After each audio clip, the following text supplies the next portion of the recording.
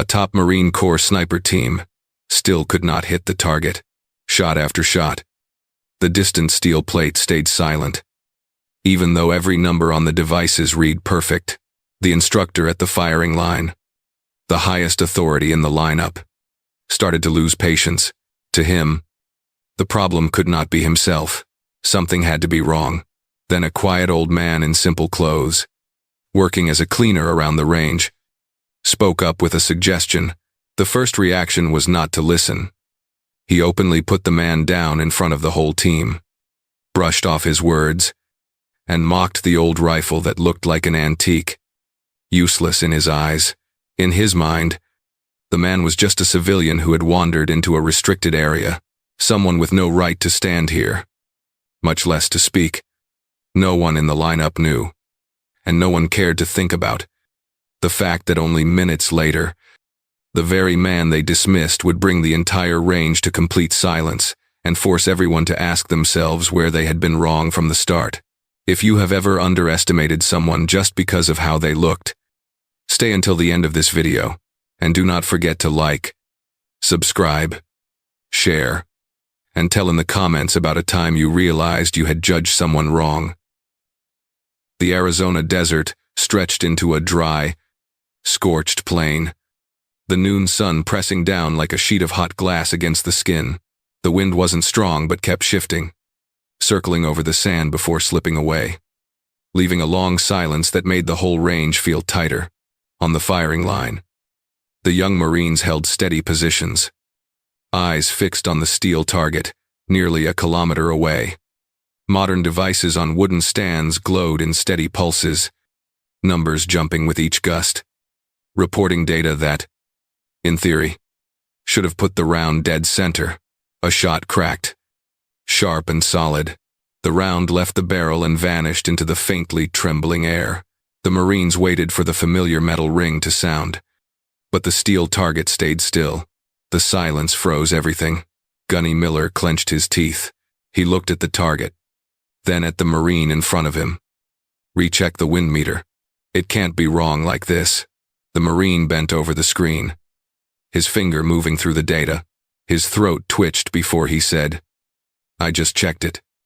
Gunny, it's reading the wind right. Nothing unusual." Miller spun around. His eyes held a tension he couldn't hide. "All correct, and you still miss," he snapped. "Or you don't know how to use it." The line stiffened. No one answered. The young Marine glanced at his teammate, then looked down at his rifle stock as if afraid Miller's eyes would sweep over him again. A short pause passed before Miller stepped in, grabbed the device from the stand, and pressed each button hard. The screen blinked, the numbers bright in the harsh sun. "Machines don't lie," Miller muttered. "People ruin things." A shooter behind him tilted his head and whispered just loud enough for the Marine next to him. Maybe the wind shifted too fast. The words barely left his mouth when Miller turned. "There's no maybe out here," he said, his voice cold like night, wind hitting the face. "Only right or wrong." The Marine folded his head down, shoulders shrinking. The others stood even straighter, as if the space between them and Miller had closed to only a few steps. Sweat darkened their collars, but no one lifted a hand. Miller stood there, eyes locked on the device in his hand. The sun poured straight down on them, as if trying to melt every thought into one. Hit the target. But Miller didn't look at it. His eyes stayed on the device and the cold numbers on the screen. To him, the data was the only thing he could trust in this tense training session. "Set up again," Miller said, stepping back. The shooter lay behind the rifle, checked the safety, adjusted the scope, controlled his breathing, and found the right trigger rhythm. Another short shot cracked through the dry heat. The steel target didn't move. The same heavy silence returned. A Marine at the far end gripped his rifle, lips pressed tight as if holding back a thought. Miller stepped in front of the line, eyes narrowing at the targets. "What distance is locked?" 980 meters. "Gunny," someone answered at once. "Wind direction, 3 meters per second. Right cross. Stable since the start." The steady reply only made Miller more tense. He wiped his forehead, then leaned down to study the device again. The numbers were so precise they were suspicious, as if everything had been locked into a perfect formula. He stood there for several seconds, quiet enough that the sound of dry blades of grass sliding across the ground in the wind could be heard. A young Marine spoke carefully. "Gunny, maybe the wind model above is different from the ground. We could check the vertical shift." Miller turned. His stare froze the Marine in place. "I didn't ask for theories," Miller said, his voice low but hard. "If you say something, say it with numbers." The Marine swallowed, nodded, and stayed quiet. The air felt squeezed. The others looked straight ahead, minds pulled tight like bowstrings. They knew Miller had reached a touchy place, and when he did, the only smart answer was silence. A drift of sand rolled through the firing area, floating in the heat before fading into the distance, like the rounds that vanished without any explanation. Far ahead, the steel target gleamed, the center point seeming to stare back at them, daring each one. Miller slowly turned to the line and said loud enough for everyone, "Hold position. We're not done." He said it without looking at anyone. His face was rigid, as if he was holding down something he didn't want named. The missed shots didn't just burn in his chest. They pushed his thoughts toward a direction he'd tried to avoid for a long time. The direction pointing toward the chance that the fault was in his own hands. It bothered him more than the heat and the wind combined. He moved back to the equipment table, his shoulders slightly heavy. He braced both hands on the surface, leaning over the numbers again. Though nothing had changed, the sniper team behind him stayed completely silent. Afraid to break his focus, Miller didn't say another word. He straightened and looked at the steel target. A flash of light reflected from the center and hit his eye. A small glint that made his cheek twitch with tension. He turned away and took a few steps. His jaw tightened. The whole team held their breath. No one spoke. Everyone understood the problem was sitting right where Miller didn't want to look. The sun had climbed higher, its light sweeping across the dry sand like a thin blade. The air around the firing line had thickened after the long string of failed shots, and every Marine felt his throat drier than usual. The misses since morning had pushed the entire range into a state halfway between silence and tension. Everyone waited for Gunny Miller's next reaction, knowing he was someone who struggled to tolerate mistakes, especially when they happened over and over right in front of him. Miller walked along the firing line, his boots grinding into the cracked sand with a long, scraping sound. Each step made the shooters straighten their backs as if his shadow carried its own weight. He looked at the steel targets in the distance, then glanced at the faces waiting for his command. His voice came out dry back then. "We hit more than this with old rifles."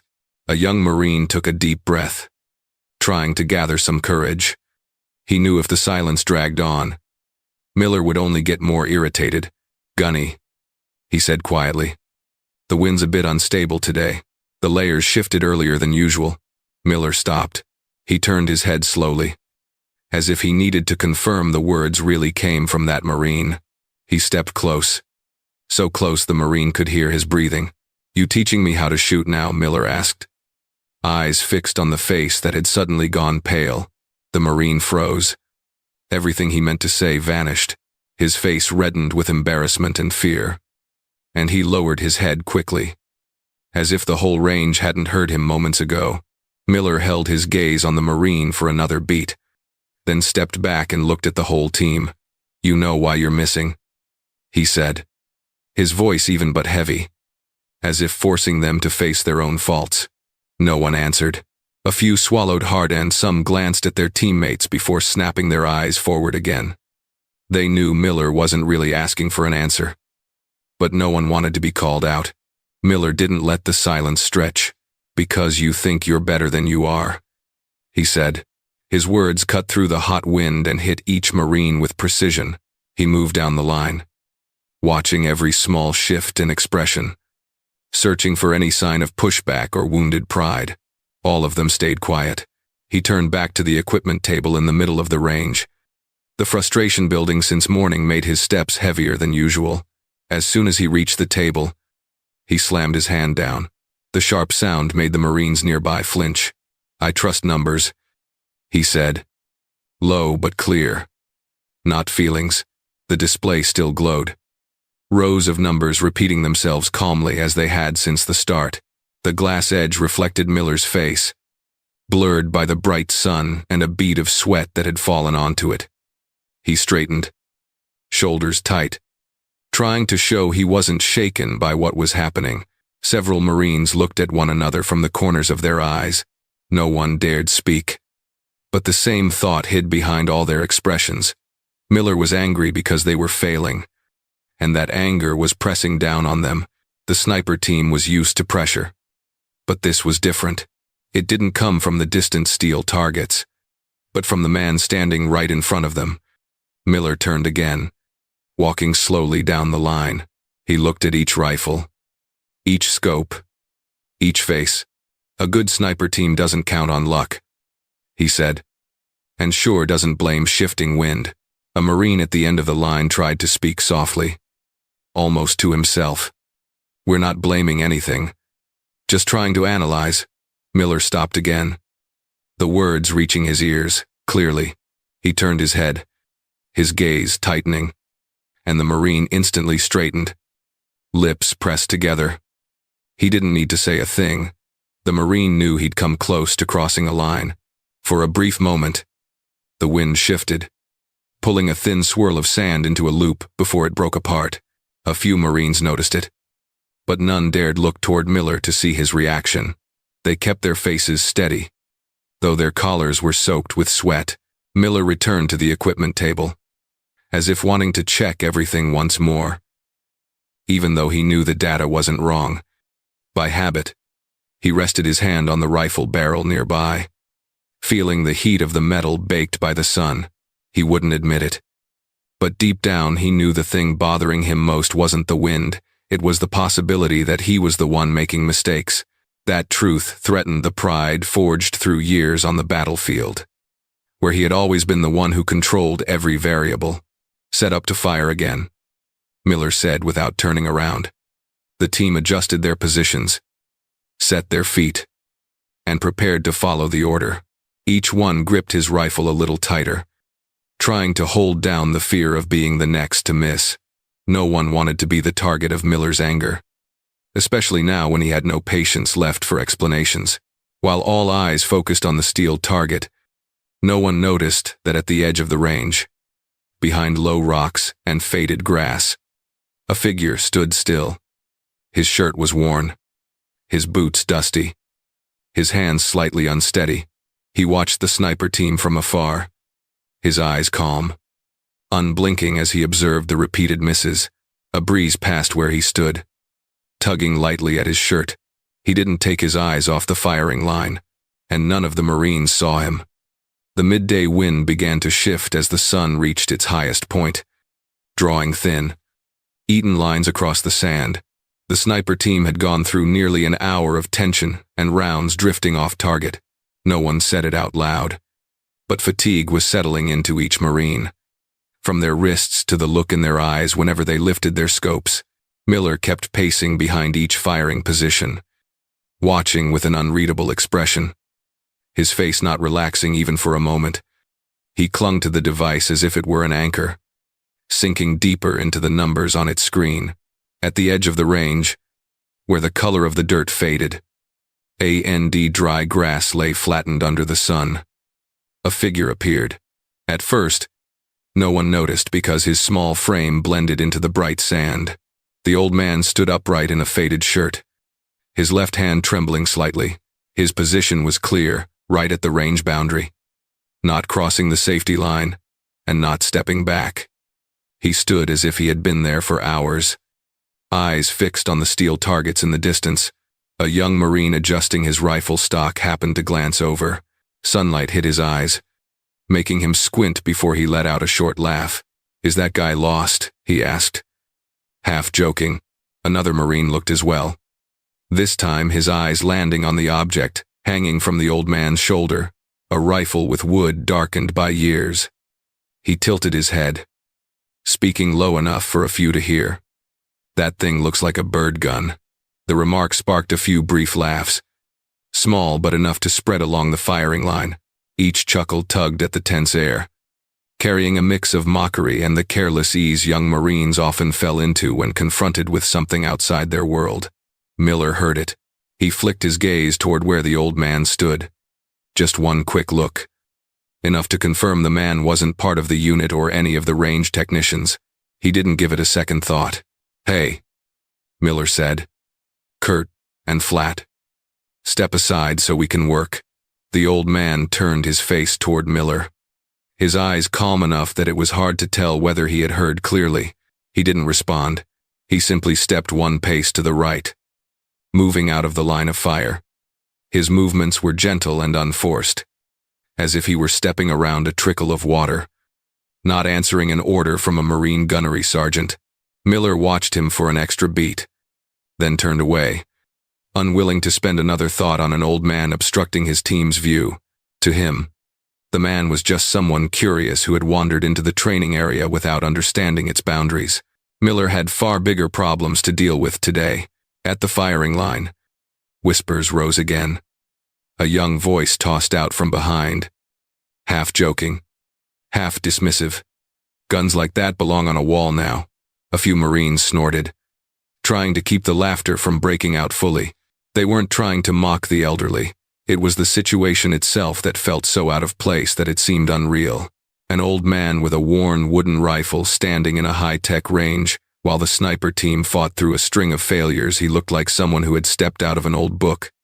Miller stepped forward, his back to the old man. He didn't care.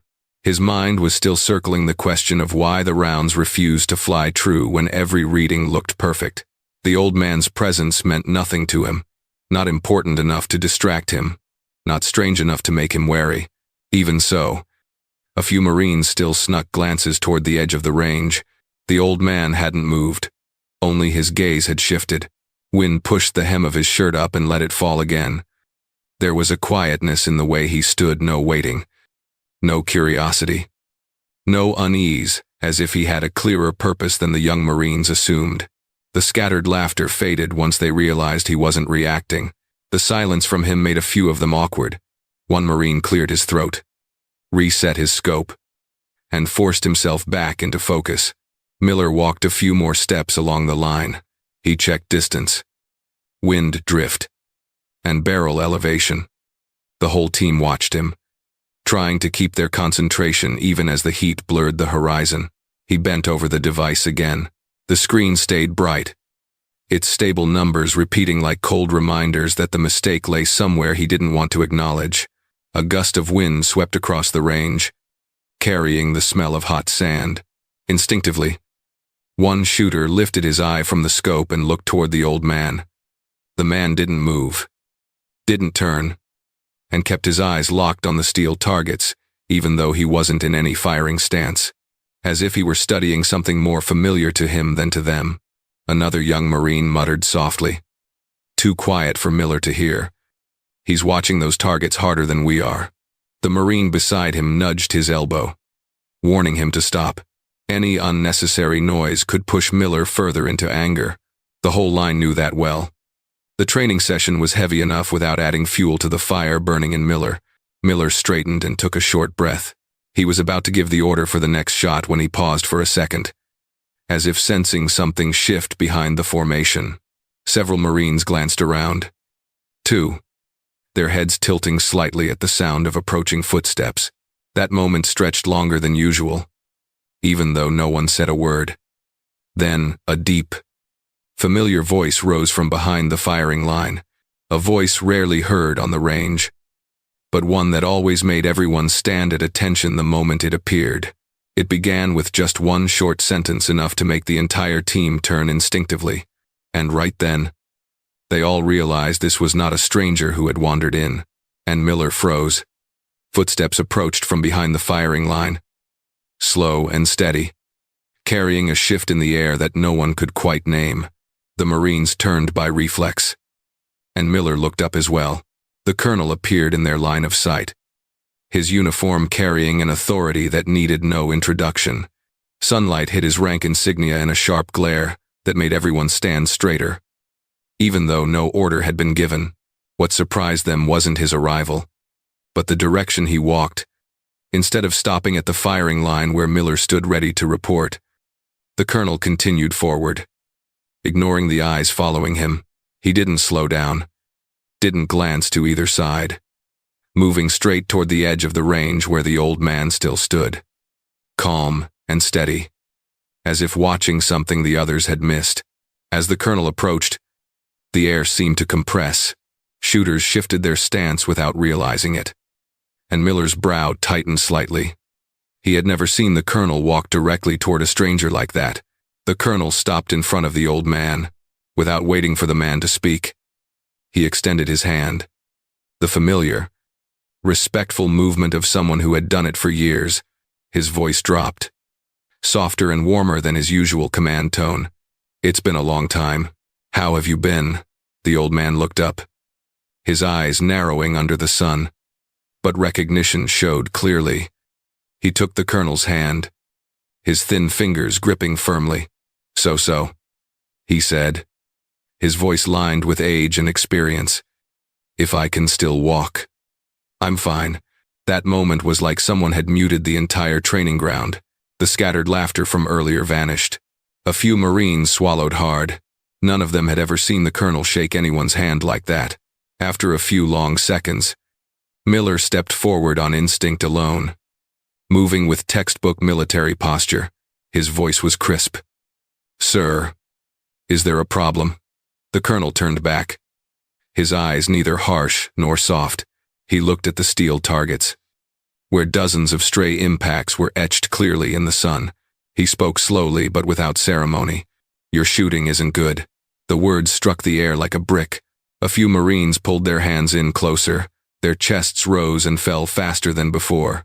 Miller bit the inside of his cheek before answering. "The equipment might be malfunctioning."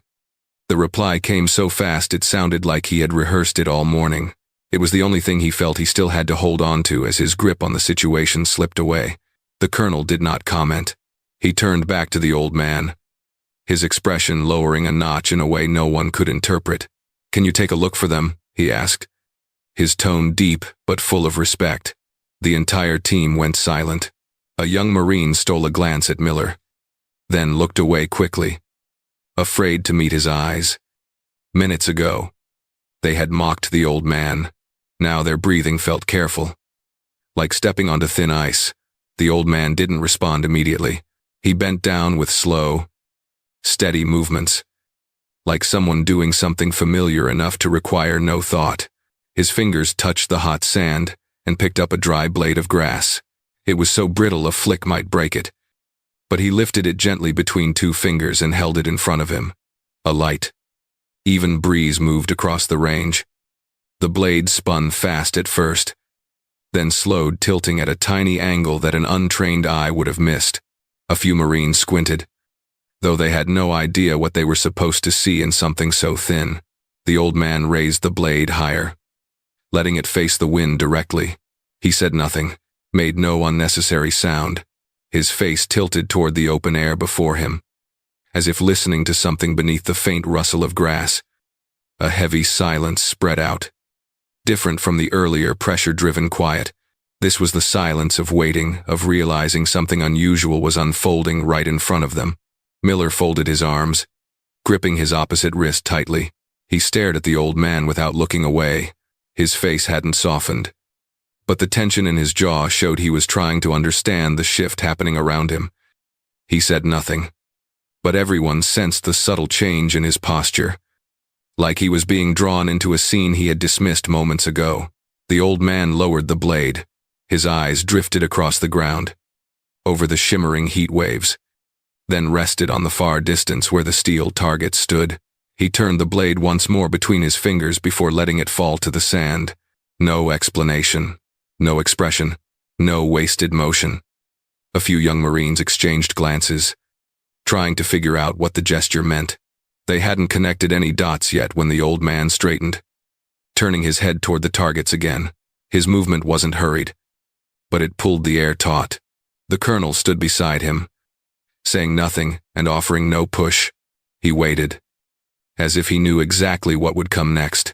Miller felt a faint chill run down his back even as the sun beat down. His instincts sharpened, not toward his own team this time, but toward the man in front of him. He looked at the old man's hand, the one that had just released the blade of grass, at the unshaken calm he carried despite dozens of eyes on him. And in Miller's mind, whether he wanted it or not, a question formed clear and sharp, like steel, pressing against his pride. Who exactly is this old man? The thought rose in him just as the wind shifted again, blowing thin strands of grass across the ground. The wind on the range slowed as the old man straightened. The thin blade of grass he had used to read the wind still caught between the rocks at his feet, spinning lightly as if unwilling to stop. The harsh sunlight made the ground ripple in wavering layers, the shimmering heat stretching like a thin curtain between shooter and target. He watched each flicker of the heated air, his gaze so focused that a few young Marines swallowed nervously. Unsure how he could see anything in those shifting waves, he drew in a very small breath, so short it was barely noticeable. A Marine nearby whispered to his teammate, his voice half carried away by the wind. "What's he doing?" No one answered. They weren't sure whether they were watching a test, a joke, or something entirely different. Miller heard the question, his eyes never leaving the old man. He folded his arms tighter, his voice pressed thin and dry. Let him try. There was no mockery left in him now, only tension wound tight. All the earlier jokes had vanished. The sniper team held almost absolute silence, as if afraid any noise might break the old man's concentration. He slowly opened the cloth bag at his feet. The frayed drawstring revealed the faded wood of an old rifle. When he pulled it out, sunlight traced across the stock, revealing scratches, dents, and darkened metal from years of use. One Marine instinctively held his breath because the rifle looked both like a collectible and like something someone kept. After all, it meant too much to throw away. The old man held the rifle in his hands, the familiar weight making his shoulders ease just slightly, the movement natural, as someone reunited with something he had carried for a lifetime.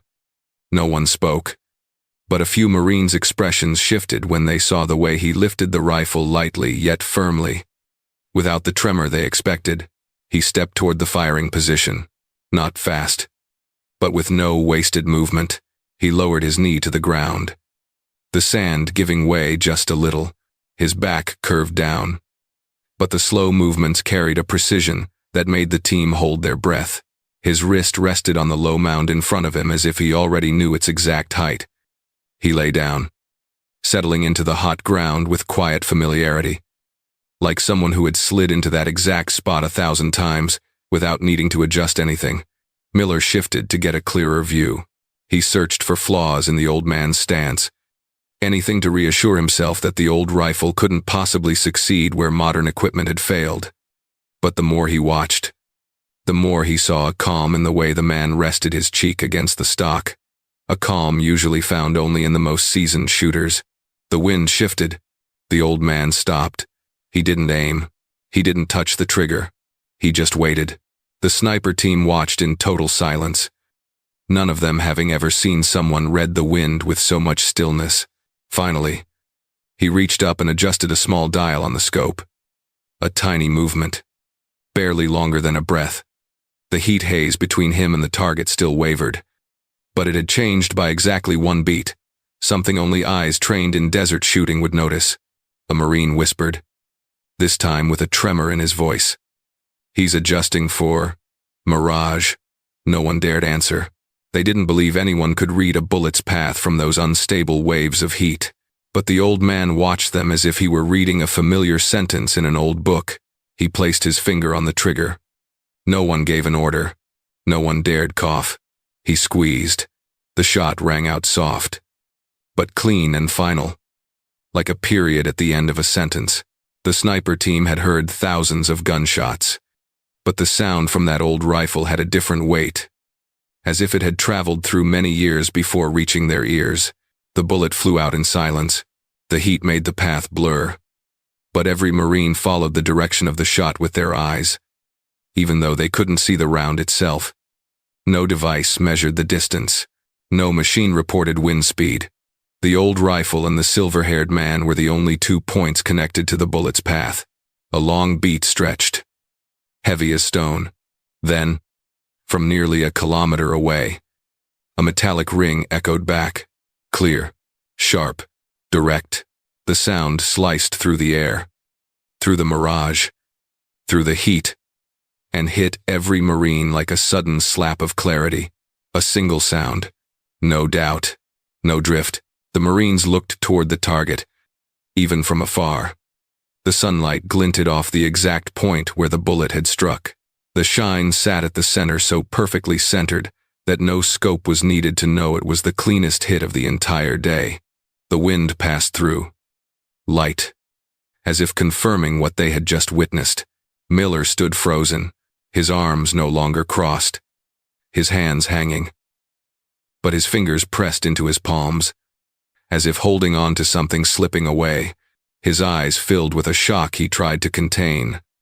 No one spoke. No one breathed deeply. A few Marines felt their chests tighten as if locked.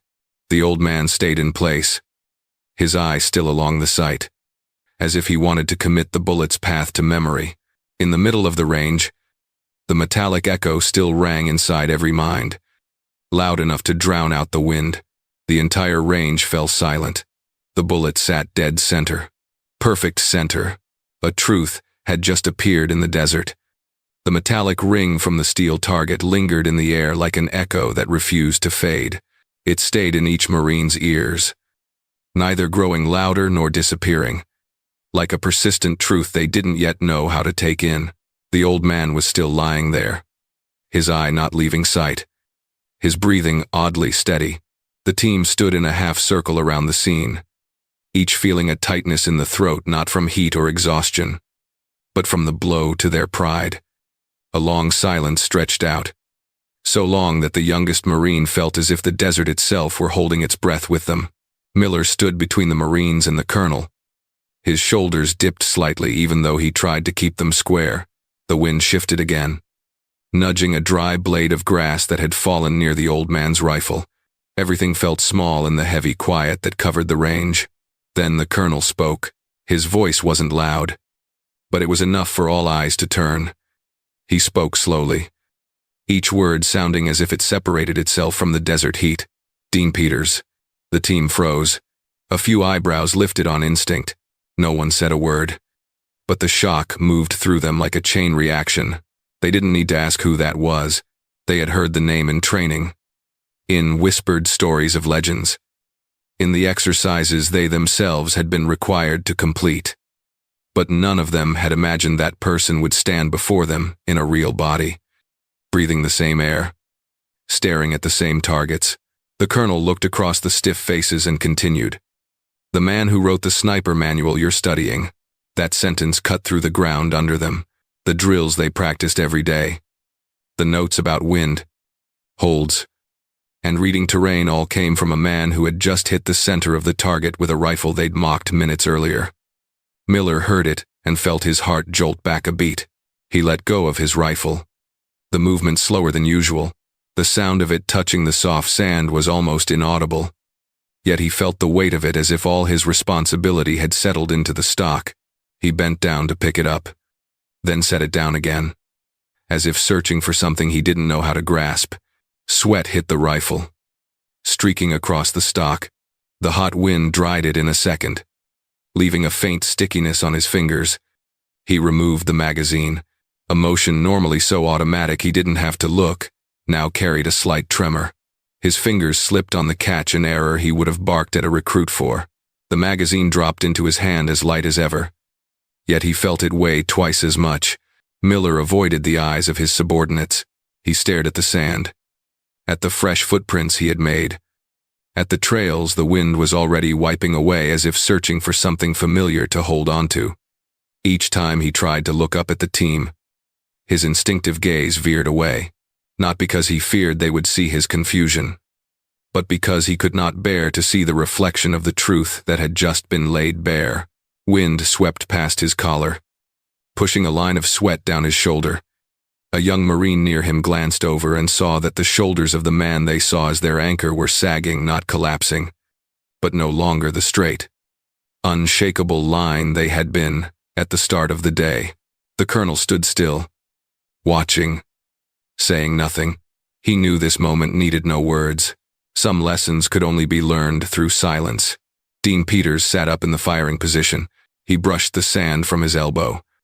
Unhurried, not looking at anyone, he rested the old rifle across his knee. Like a craftsman laying down a tool after finishing a job, his eyes scanned the range once more. Landing finally on Miller, Miller saw the look, and for the first time that morning, he felt something hollow inside him, wider than the desert around them. The years he'd trusted in equipment, in data, in numbers giving him control, all of it felt small now. Standing before a man who read the wind with intuition and experience older than Miller's entire career, he inhaled. But the breath was shallow and incomplete. The feeling was like standing at the edge of a cliff, not because he feared falling, but because the shape of the world beneath him had shifted, somewhere behind him. A Marine dropped a magazine lid. The tiny clatter nearly vanished in the wind. Yet it snapped everyone back for a brief second. Each of them felt the subtle shift in the air around them, as though the ground had shifted very slightly under their feet. Miller clenched his hand, then loosened it. He could hear the blood in his ears, and in that moment, he knew the thing that shook him wasn't the shot. It wasn't the old man reading the wind with a blade of grass. It wasn't even the name Dean Peters. What broke him was a simple truth he had never dared face. He had used technology as a shield to avoid facing himself. And now the shield had shattered. The midday sun fell over the range, but it wasn't as hot as what rose inside his chest. At Miller's feet, the wind erased the footprints he had just made a small image, but enough to make him feel something he never imagined he would. His pride had fallen, without a sound, but heavy enough to take his breath. He lifted his head this time, no longer avoiding anything.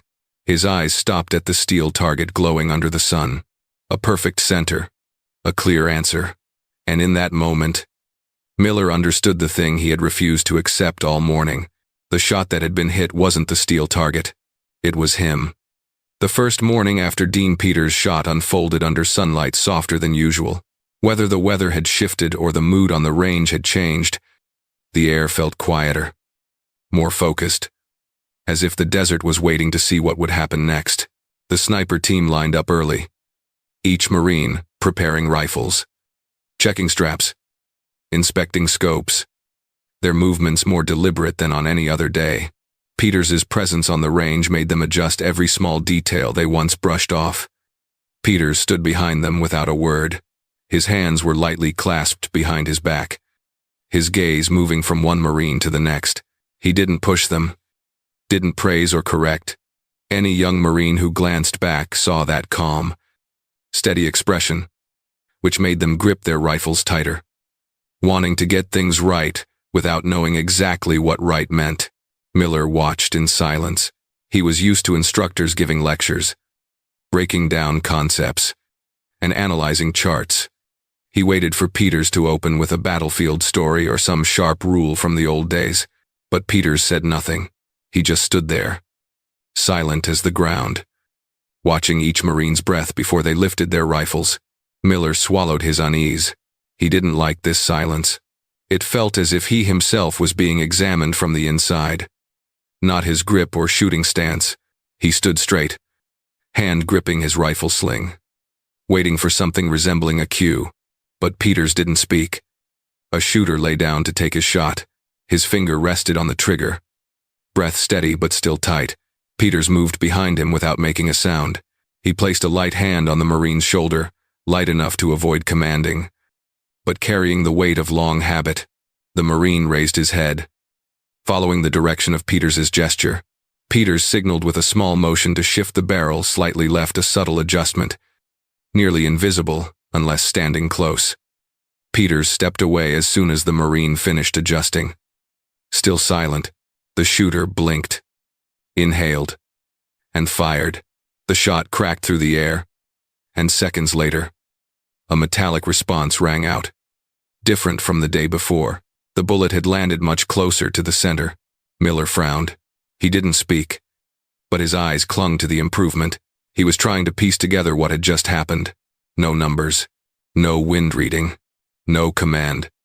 Just a touch on the shoulder and a tiny change in angle. What had Peters noticed that the devices didn't record? A wind shift, a stiff wrist, or maybe he heard something in the Marine's breath that everyone else ignored. A Marine nearby glanced at Miller, looking for a reaction. But Miller gave none, no scowl, no approval. His face was a mask, though inside, he was being turned upside down. Peters moved down the firing line, stopping only for a few seconds at each position. He didn't explain a principle, describe a rule, or correct their posture in the conventional instructor way. He simply watched and touched. His fingers brushed lightly across a shooter's spine. Signaling to relax, he set 2 fingers on another's wrist, guiding him to let the rifle's weight rest into the ground instead of pressing into his shoulder. He taught with hands, not words, as if speech was too crude to interfere with the fine adjustments he was making. Every shot fired after each brief stop showed some change, not perfect, but the groups began drifting toward the center. Slowly, steadily, Miller watched all of it. He stood behind the line, hands hooked into his rifle sling, shoulders rigid. All his life, he believed every deviation had a reason rooted in equipment. 1 degree off on wind angle, half a meter per second difference in gust, a miscalculated distance. All of it is explainable with data. But Peters was revealing deviations that didn't exist in the devices. The deviations came from people, and people were harder to measure than any wind. Peters stopped at the 3rd position. He bent down and pointed to a faint mark in the sand. The Marine preparing to fire looked at it and frowned. Peters repeated the motion, this time dragging his palm across the sand. The grains shifted in one subtle direction, so subtle only someone paying careful attention could see it. The shooter nodded softly, as if a code had just been cracked, without asking questions. He adjusted the rifle's tilt just a hair. He aimed more slowly than usual, as though listening to the heat rising off the sand. When he pulled the trigger, the metallic ring was crisp. Miller watched and felt something sink inside him. For a moment, he felt like a trainee again, observing a lesson without blackboards or data sheets. A lesson the old man taught with things that couldn't be recorded. The air on the range shifted. The Marines no longer looked at Peters as a stranger. They saw him as someone opening a classroom they had never been allowed to enter. They paid attention to the smallest details, from how he placed his feet on the sand to the angle of his head as he listened to the wind. Miller looked at Peters, and for the first time in his life, he didn't try to explain what he saw. He let it happen. He let it settle in his mind. He realized Peters's silence was heavier than any criticism. It forced him to confront every mistake he had hidden beneath layers of data. Peters didn't teach. He led them by making them look inward, into the details they had ignored because they trusted their screens too much. By late morning, sweat soaked every collar and rifle stock. But no one complained. They looked at the distant target and saw the change clearly. The shot groups were tightening. The rounds that once drifted far left now missed by only a little. The ones that landed low had climbed higher, slowly, piece by piece. The shape of an elite sniper team was returning. Miller watched from behind, his eyes on the cluster of holes drawing in toward the center. Something in him loosened, yet something sharp tugged at him, reminding him that the one helping them progress was not him, and he accepted that as a soft fall. He needed to stand more firmly later. When the wind brushed through the dry grass, Peters stood behind the line with his arms folded, nodding once, not praise, not approval, but enough for the team to treat it like a milestone. Then the next volley rang out, each shot steady and confident. The team looked at the target and saw the difference so clearly that their hearts beat a little faster. For the first time in days, a full volley was nearing the center. The afternoon on the training field grew quiet in an unusual way. After days of stray shots and hours of Peters standing behind them without saying a word, each shooter began looking at the world in front of them with a slower rhythm. No one rushed to check their devices whenever the wind shifted. No one muttered about mismatched numbers. The whole team seemed to step into a classroom without a chalkboard or instructor. But the lesson seeped in through every breath. Miller stood closer to Peters than usual. Not because the old man signaled him, but because he knew he needed to be there. The inner ring shot he'd fired earlier changed the team's atmosphere. Yet Miller felt heavier in his chest. He knew that shot didn't come from mastery. It came from a rare moment when he let himself pause long enough to feel, and that was what unsettled him. Peters bent down and picked up a handful of sand. Slow and careful, as if gathering something precious. He turned his wrist, leaving just enough space for the sand to slip through, and let it fall. The stream split into two layers, one falling straight, the other pushed slightly to the right by the wind, so faint it could go unnoticed by anyone not paying attention. Miller watched the shift, but he wasn't confident he understood what Peters was showing him. He wondered, silently, why something so simple mattered. Then he remembered how long he had clung to the screen, how often he forgot what real wind felt like moving across the ground. Peters lifted his hand to his ear and tilted his head. He looked far away but listened closely, catching sounds so small they barely counted as sound. The silver hair near his temples tilted in a steady direction. He stood still for a few seconds, as if waiting for a specific wind pattern only someone who had lived too long with the desert would recognize. Miller tried to mimic him. He tilted his head, awkward, like someone trying to imagine what the wind was trying to say. But all he heard remained vague, the wind brushing his skin more than the wind that shaped a bullet's path. He exhaled a bit too hard, breaking his focus. Peters glanced at him. He gave a small shake of his head, not one that stung, but one that told Miller he had missed the essence of the technique. Peters raised two fingers, signaling that he had to wait. Don't breathe too fast. Don't rush the conclusion. Don't read the wind before it has time to reveal how it changes. Miller drew a long breath. He held longer this time. His chest felt heavy but not in a way that bothered him. He kept his eyes open, watching the sand shift around his boots in a small arc shaped by the breeze. When he exhaled, the breath was slow enough that his shoulders dropped half an inch. Peters nodded. He gestured toward the target. Miller knelt. The ground burned under his knees, but he didn't lose focus. He set his rifle and looked through the scope. Every previous session, he'd focused on numbers and projected trajectories.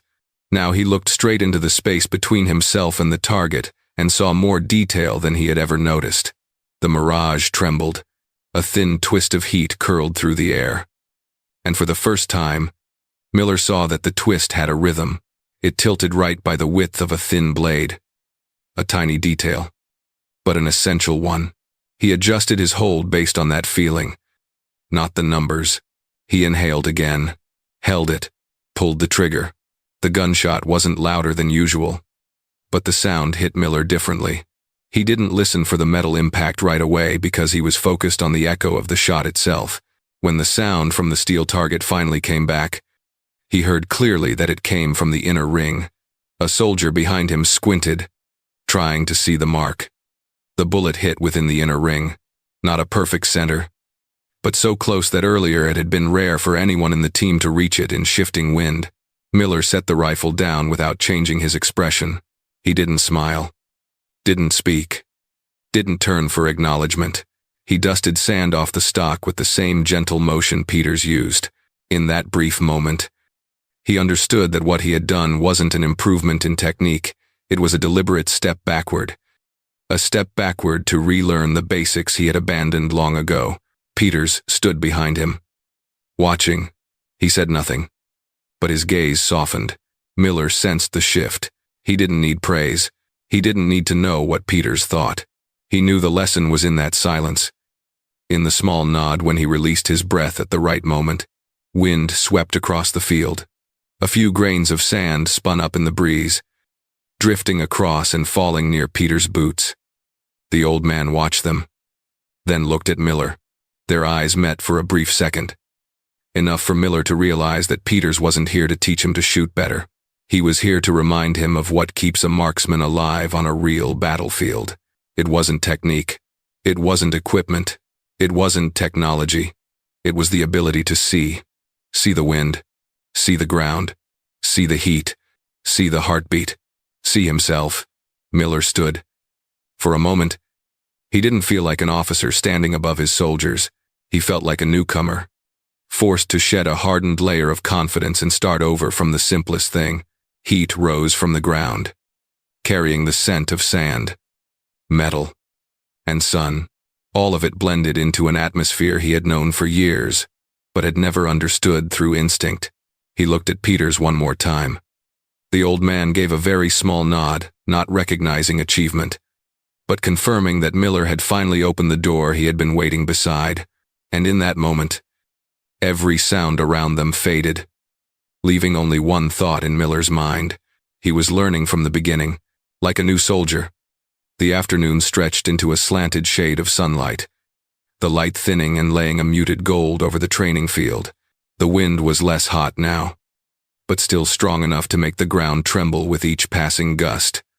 The shooters were adjusting their stocks and scopes, their movements slower than the days before, as if each of them was trying to find their own rhythm again, after the training sessions that had stripped away layers of illusion about technique, equipment, and their own ability. Miller stood a little farther back, his rifle slung over his shoulder, but his hand still resting lightly on the stock out of habit. He watched the shooters in his team. Their groups were pulling closer to the end. A&D. Most of that came from things Peters had taught without speaking. The way he adjusted someone's wrist, the way he nudged a barrel half an inch, the way he stood facing the wind and listened as if reading a line of invisible text.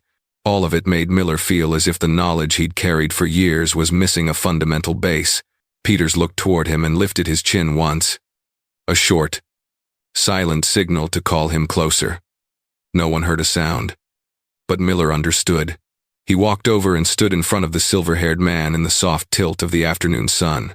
For a moment, he felt like he'd gone back to the first time he held a rifle in his early 20s. When everything was so new, it made him nervous. Peters raised a hand and set it against his chest. His gaze wasn't on Miller but on the rise and fall of his own breath beneath his palm. He didn't speak, only signaling with his eyes that Miller should follow. Miller placed his hand on his chest, feeling his heartbeat. Quicker than he expected, he inhaled deeply. The breath came in heavy, loud, and uncontrolled. He exhaled immediately, the rhythm collapsing into a rushed, uneven pattern. A soldier a few steps away could hear the strain. It was the breath of someone used to tension, used to pressure, used to fighting by logic instead of stillness. Peters shook his head, light enough not to unsettle anyone, clear enough for Miller to know he had missed something. Peters brought 2 fingers up and moved them slowly through the air, signaling that he should slow down, ease the pressure, and wait a few more seconds. Miller tried again. He breathed in, this time without opening his mouth too wide or pulling too hard. He held the breath in his chest, feeling the slight tension smoothing into steadiness. His chest no longer heaved the way it had before. His breath settled lower, rounder. He exhaled slowly, long, the kind of breath that lowered his shoulders with it. Pers nodded, just enough to tell Miller he was standing in the right rhythm. The wind on the field seemed to slow, or maybe that was only Miller's sense of it now that his breathing had steadied. The grains of sand at his feet shifted into a small, curved line, and for the first time, he saw the movement clearly enough to make his skin prickle. He had never watched the wind this way. He measured wind, calculated wind, and estimated wind, but he had never looked at it. Peters gestured, a small, simple motion, like handing over the right moment to the one holding the rifle. Miller set the rifle down, dropped to one knee, then settled into the shooting position, his body lowered, the hot ground touching his elbows without breaking his focus. He set his cheek on the stock, his eye to the scope. Every time before this, when he prepared to shoot, he would glance at the screen to check wind speed again. But this time, He didn't. It wasn't a deliberate choice. It was a new reflex. He listened to the wind, watched the mirage, and used what he'd just learned from his breathing to reset his aim. He inhaled. Slower now. The steel target in front of him felt closer than usual. Not because the distance had changed, but because the details in his sight were sharper. The mirages curled lightly to the right. A shift he had once dismissed as visual noise. Now he saw it as a signal. He held his breath. Peters stood right behind him. He didn't touch the rifle. Didn't check his posture. Didn't speak. He simply stood there, like a quiet shadow of the desert. Like confirmation that this moment belonged to Miller. Peters raised his hand, a gesture drawn small in the air fire. Miller released his breath at exactly that moment. He pulled the trigger. The gunshot broke clean and crisp, but without the harsh punch of his earlier shots. The sound reached him like a deep stream. Neither painful nor hurried, the bullet left the barrel, crossed the wavering heat, and moved through the space he had just read by the shifting sand at his feet. A pause. Then the steel target answered, with a tone as clean as a tap on glass. Miller didn't stand immediately. He closed his eyes for a second, letting the echo of the shot settle into his breath.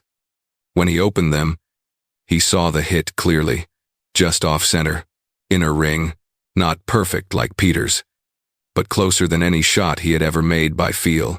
He set the rifle down. His hand relaxed in a way it hadn't been in years. The wind slid past his neck. Softer now. The ground beneath his palm was warm but no longer harsh. For a brief moment, he felt the weight on his shoulders lighten. He stood and looked at Peters. Peters didn't nod a second time. He didn't need to. He looked at Miller with the eyes of someone who knew exactly what had just happened. Something Miller himself had taken far too long to find again. Miller glanced at the target, then down at the ground in front of him. In the sand lay the faint curve Peters had used to teach him to read the wind. The sand had shifted into a thin arc, drifting right. He saw how it matched his bullet's path. And for the first time in years, he recognized the obvious truth. He had forgotten the wind didn't appear on a screen. Yet it existed in every breath around him. He inhaled, this time with no need for Peters to remind him. He felt the breath move through his chest like a quiet note of calm he had never valued.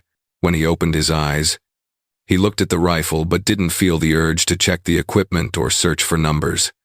He looked at the steel target, at the wind line, at himself in the position he stood, and that moment of recognition stretched one beat longer. Long enough for the whole sky above the field to fold into a single truth rising in him. For the first time, Miller hadn't checked a device before firing.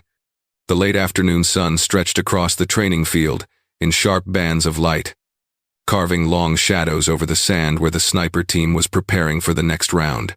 The air was still hot, but less heavy. The tension from previous days seemed partly carried off by the wind, leaving a lighter space inside each person. Miller stood behind the formation, a position he rarely chose before. He watched each shooter over their shoulders, his expression steadier than usual. A young shooter glanced back, hesitating before asking, "Gunny, is the wind leaning a little right now?" Miller studied the heat shimmer in front of the target and replied, concise but without the sharp edge he once used, "Look at it again yourself. You know how to read it now." The soldier nodded and returned to his scope. He wasn't frantic this time. He checked the wind with his own eyes, not rushing to look at the screen. It was the first time since the start of training that he didn't hope his superior would walk over and fix it for him.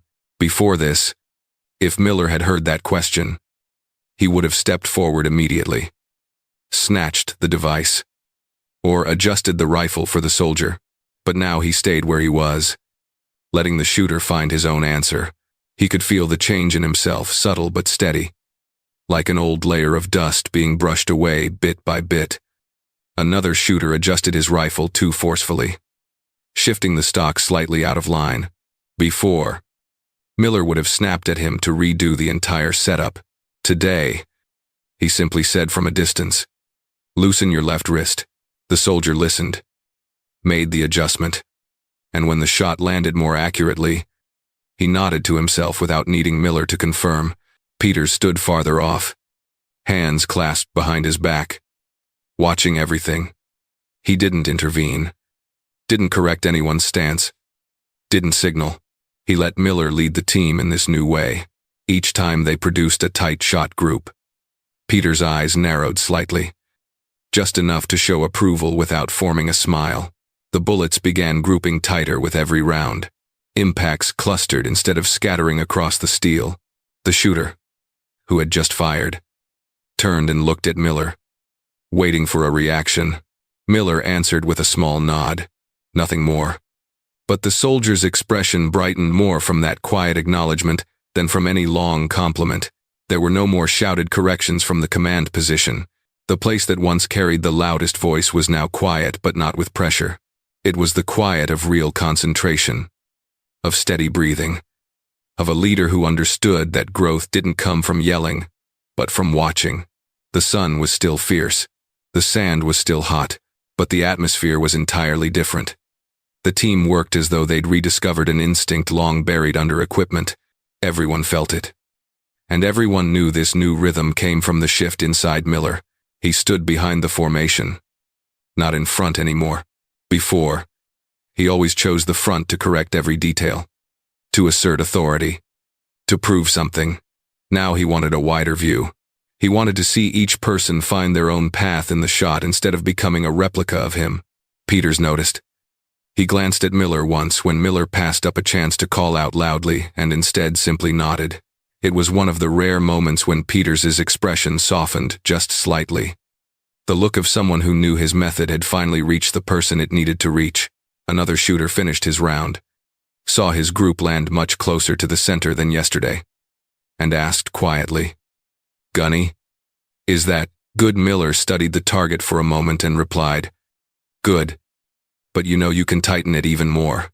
His voice carried no harshness. It was the voice of a guide, not an enforcer. The young shooter took one more look at the target, then nodded and adjusted his rifle again. The movements were more confident now because he knew his sergeant was standing behind him, not shielding him with his ego, but waiting for him to step forward on his own. The entire afternoon moved in a strangely peaceful rhythm. Bullets no longer carried the fear of missing.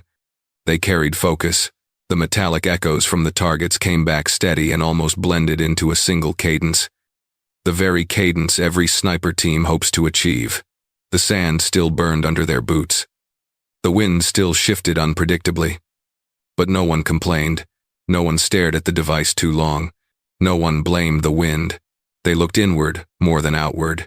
One shooter finished his shot, removed the magazine, and turned as if to ask a question. Miller caught him early with a look, signaling he should find the answer himself first. The young soldier hesitated for a second, then bent down to check his own stock, and his face lit up when he found the small mistake causing the miss. Miller nodded from afar. The soldier understood he had done the right thing.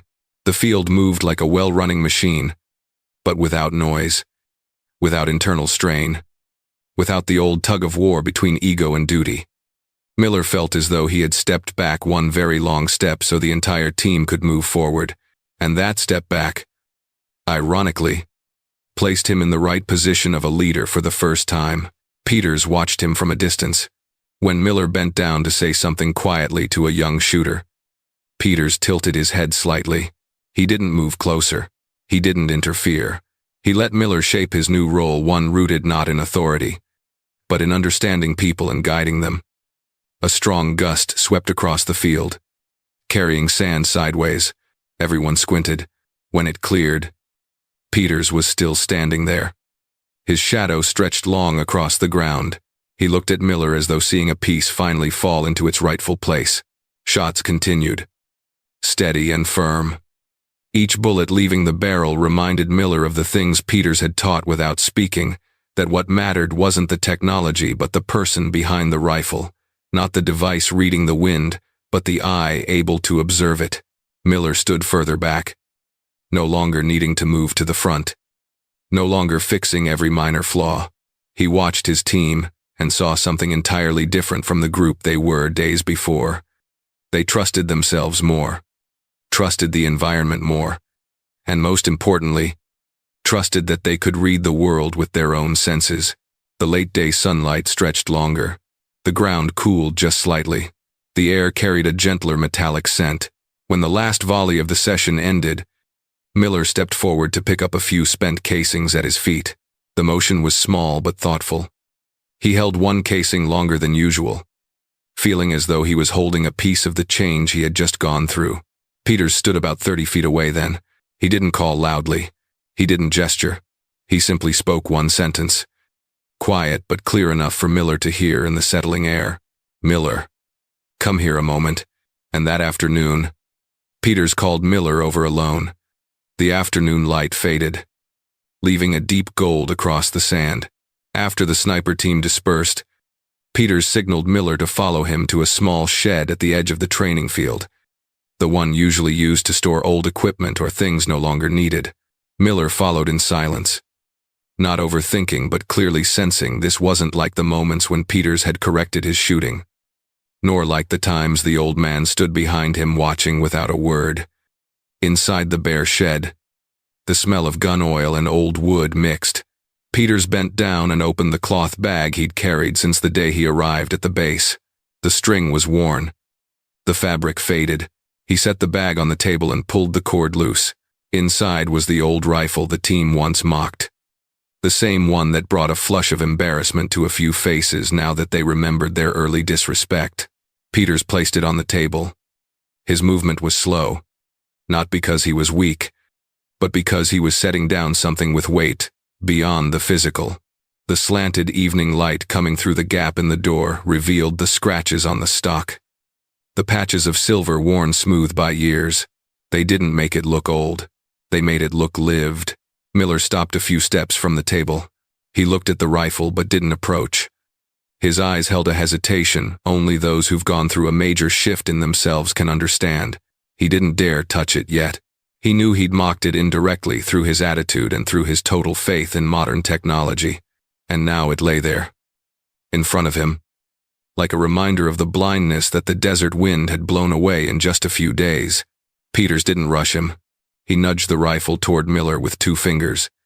A small gesture, but enough to close the distance between the old object and the man who had clung too tightly to modern standards. Miller looked at Peters, silently asking whether he was sure. Peters nodded again. No explanation. No gentle words to soften the weight of the transfer. Miller drew a breath and stepped closer. He placed his hand on the rifle, fingers gliding across the faded wood.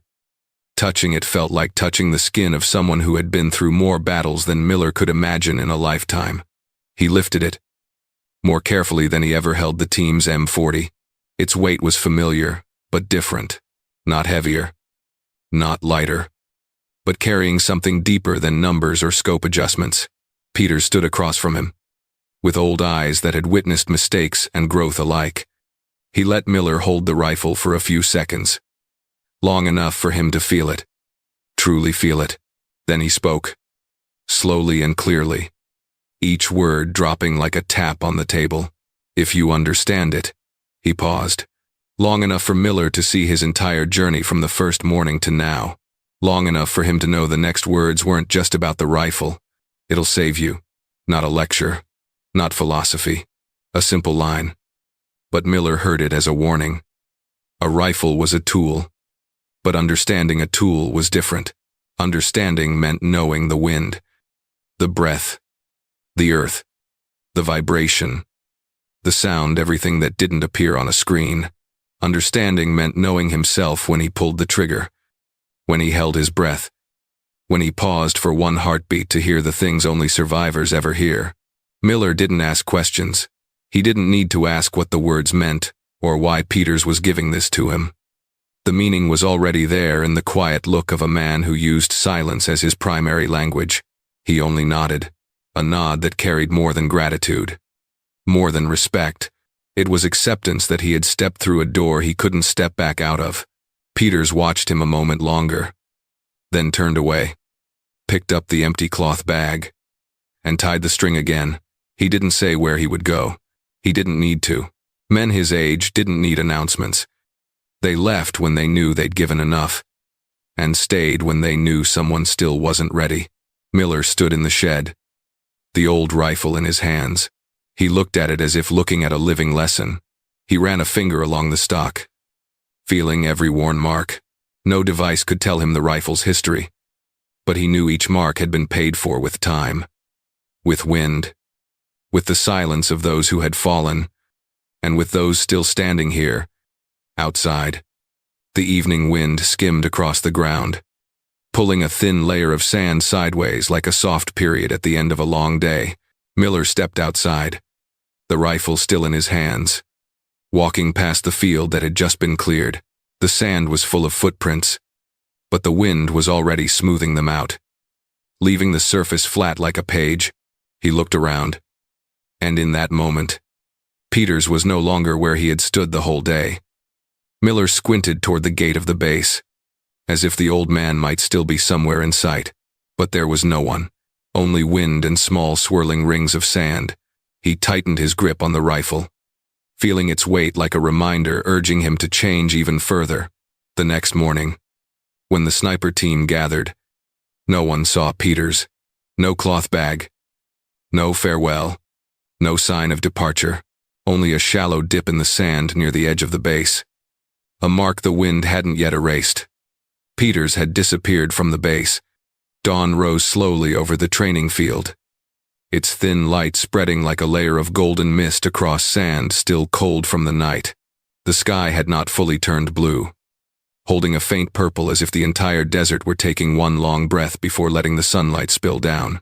Miller stepped out of the compound with heavy but steady strides, the old rifle he had received from Peters resting in his hands, cold at the stock yet strangely familiar. He looked around. The compound was silent, broken only by the wind dragging thin sheets of sand across the ground. This silence was not the compressed tension of the early days of training. It felt like a space newly opened, wide enough that Miller sensed he was standing at a new starting line, at the edge of the field, near the path leading toward the hillside. A few footprints marked the sand, long, even, light steps moving down the slope toward the rising sun. Miller paused, looking at them. He needed no one to tell him whose they were. The night wind had blurred their edges, but the gait was unmistakable, the stride of someone who had walked in silence all his life, leaving no sound yet always leaving a trace.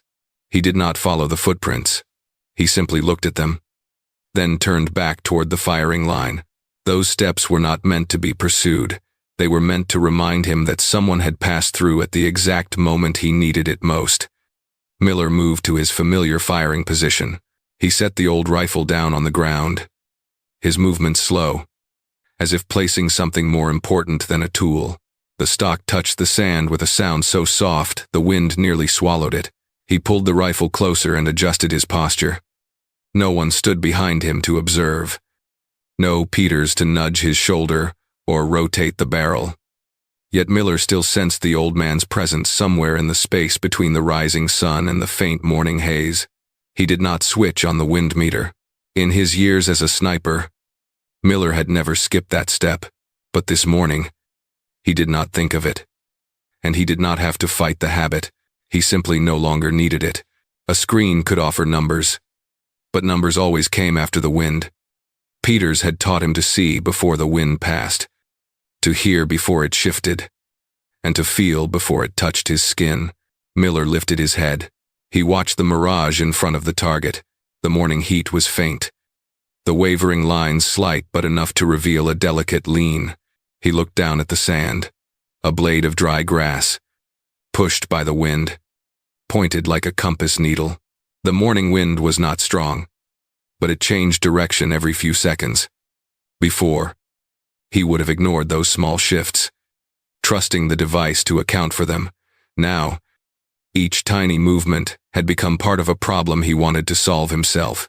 He closed his eyes for a few beats, drew a deep breath, not to calm himself, but to control the rhythm. He held it in his chest, felt his heartbeat settle, then released it slowly until he heard the air slide along his throat. In that moment, The world contracted into three elements: the wind, his breath, and the path of the bullet. He placed his eye behind the scope. The steel target nearly a kilometer away reflected the first light of day, a bright dot like the eye of a creature watching him back. Miller let his focus narrow to the space between himself and the goal. The wind shifted lightly. The mirage leaned to the right. A blade of grass before him flicked sideways. He drew another breath, held it, and kept the rifle as steady as the horizon. The wind moved right in a single small rhythm. The heat shimmer slipped. Miller pulled the trigger. The bullet left the barrel with a solid, rounded sound, cutting through the air, passing through the weak morning mirage, and driving straight toward the target. No one stood behind him to watch. No Peters beside him to signal approval. No sniper team observing to compare. Only the sound of the shot and the wind sliding aside to clear its path. A second passed, then a clean, sharp clang rose from the steel. The neatest answer the desert could offer a soldier. Miller stayed in position for several breaths. He did not get up.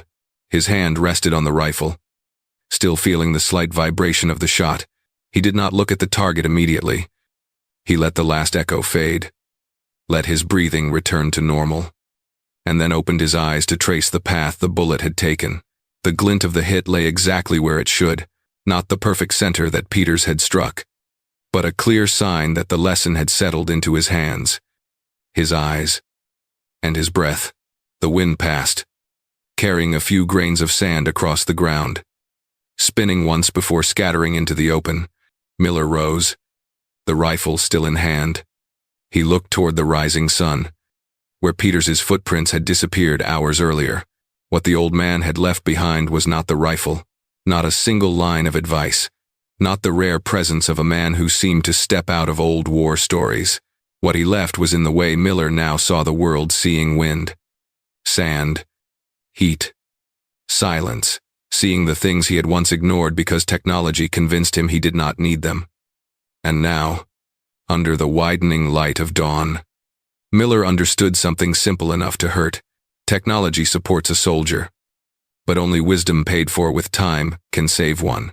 The journey of Miller and Dean Peters isn't just a story about sniper skills, it's a story about ego, growth, and the ability to listen to the world with one's own eyes. Miller once trusted technology so much that he forgot that instinct and wisdom must be shaped by experience. Only when he let go of his pride and accepted starting over did he find the still point he needed to hit the target, and that was also when he finally hit the fear inside himself. In modern life, we easily depend on technology, numbers, indicators, and forget the basic values that once helped people stay steady: observation, intuition, humility, and the ability to look inward. Technology will always support us, but it can't replace the wisdom paid for with time, effort, and painful failures. Miller's story reminds us that, to grow, we sometimes need to pause, breathe, listen to the world around us, and most importantly, listen to ourselves. And, when we loosen our grip on ego, what we see becomes clearer, and the trajectory of our lives straightens as well. Are you living like Miller in his early days, believing every mistake comes from circumstances, from tools, from someone else, or are you ready, like he was in the end, to look back, slow down, and relearn the things you only thought you understood? If this story made you think, share it so more people can learn from it. Thank you for watching until the end. We're committed to bringing you the most genuine and excellent content. Don't forget to subscribe to the channel for more inspiring stories.